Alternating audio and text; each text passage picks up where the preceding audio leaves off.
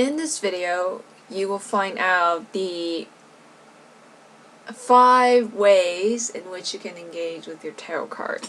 And the first 3, I'm going to make them a trio. Number 1 is feel. That's my cell phone, sorry. Number 1 is feel. Number 2 is see. Number 3 is speak.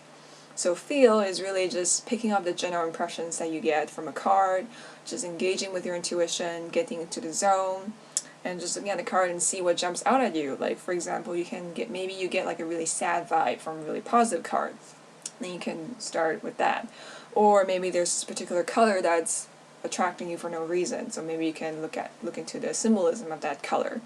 So basically just looking at the card, first impressions, that kind of thing. So for example, if my sample question is about my love life, since Valentine's Day is coming up, and I pull a card that is the World. This is from Dreaming Way Tarot, by the way.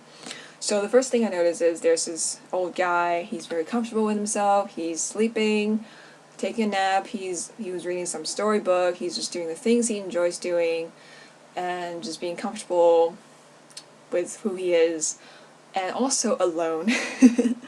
But I guess in this case it's not a bad thing, because I think this card is just saying that maybe like in terms of love, it's not something that's gonna affect me a lot because I'm comfortable with who I am, I'm comfortable with just being myself, by myself. It's like I don't need another person right now to feel fulfilled, and I'm just comfortable doing what I do, comfortable being who I am, that kind of stuff. So that would be the interpretation if you were to go off on your first impressions. So that's feel. So number 2, see. See is basically observe. So you observe the sort of the characters on that card. You observe the emotions on that card. You kind of read into the expressions of the face you're presented with, because sometimes the emotions and expressions change depending on the question and depending on the vibes you're getting. So you observe their emotions, their gestures, their posture, their attitude, and that kind of stuff. Just see what kind of stuff can you pick up looking at the human or animal characters, looking at the characters on that card. So let me just draw a random card, and I'll just use the same question throughout about my love life. So if I were to use see, and I get strength.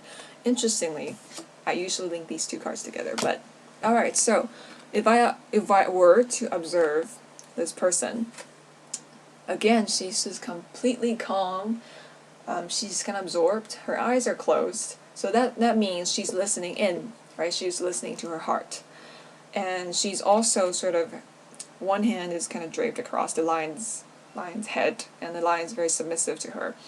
So I think in a way she's also connecting with her instincts, like a deeper part of herself. So that's sort of like a character analysis, character observation, seeing or observing what the character is doing. And that's my observation. And to give an interpretation based on that, I would say something like, this is the time when I'm getting in tune with myself, when I'm looking in. So again, there's this alone vibe. Or I could be saying that I need to get a cat. Anyway, that's another story. But I think it kind of aligns with the World card. It's saying like, this is more of a time when when I'm not really looking at another person. This is a time when it's more about connecting with myself and that kind of stuff. Alright, so that's the second one, see. Number 3 is speak. This one is really fun, because you look at the characters, or just the card in general, and you imagine like the first thing, or like a quote, or like some kind of conversation or a word. What is the first thing this card, or the characters in this card, will say to you? So you basically pull a card, and you ask the card to speak. And I got a Queen of Swords, and the first quote that just jumps into my head is "Speak for yourself." And I feel like if it's about my love life, speak for myself. I think maybe it's, since I also got the Strength card, I think it's a time when I really need to look at what I want, what I think love is, what my ideals about loves are, and what I how do I judge and criticize love? Because one of the things about Valentine for me is like I just don't like the commercialized aspect of it. It's like pink Christmas, right? Like, and it's kind of annoying. But anyway, yeah. So imagine just pull a card. Imagine what the characters say to you. This is fun, so I'm gonna do one more. And the first thing that came to my mind is these are all mine. So that could be saying that I have a lot of thoughts about Valentine's Day or about what a romance should be, and I don't really care that I'm just like I'm like this bitter single person who is like just making a fuzz about Valentine's Day.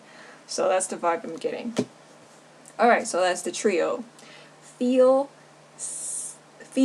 see, speak. Alright, and the other three, they don't really have a group, but they're just like, yeah.